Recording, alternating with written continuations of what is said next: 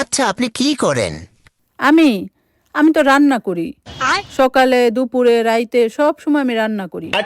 সপ্তাহে 7 দিনই আমি রান্ধি। আবার কখনো যদি আমি অসুস্থ হই, তখনও অসুস্থ অবস্থায় আমি রান্না করি। ওষুধ খাওয়ার আগেও রান্না করি, আবার ওষুধ খাওয়ার পরেও রান্না করি। রানতে রানতে যদি আমার কলিজা ফুসফুস বাইর হইয়াও যায়, তবুও আমি রান্ধি। আবার ধরেন আমার যদি হার্ট অ্যাটাক হইয়া যায়, তাইলে আমি রাইন্দা থুইয়া রাইতে হসপিটালে ভর্তি হই। যদি সেখানে 2-3 দিন থাকতে হয়, তাহলে সেখান থেকে আসার পরও আমার রানতেই হয়। মানে এই রান্না থেকে আমার কখনো কোনো ছুটি নাই।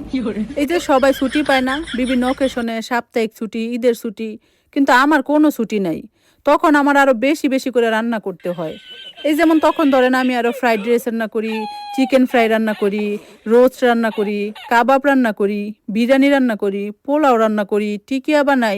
মানে আরো তখন আরো কত ভ্যারাইটিস রান্না করি। ভাই এই রান্না থেকে আমার ছুটি নেই, আমি শুধু রান্ধি আর রান্ধি।